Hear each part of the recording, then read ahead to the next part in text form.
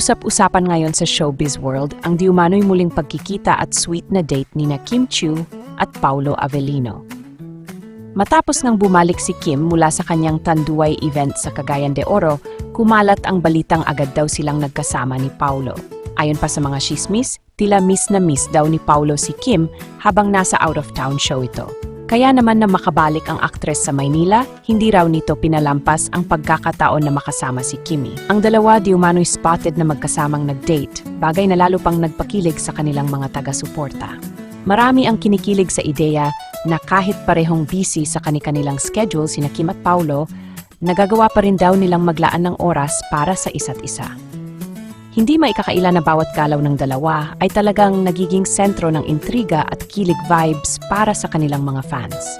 Hanggang ngayon, wala pang kumpirmasyon mula kina Kim at Paulo tungkol sa di umano'y date na ito. Ngunit gaya ng dati, sapat na para sa mga Kim Pao supporters ang makita ang mga ganitong kuwento upang muling kiligin sa tambalan nila. Kung totoo man o hindi, isang bagay ang malinaw, mas lalong nagiging matunog at matibay ang pangalan ng Kim Pao sa puso ng publiko.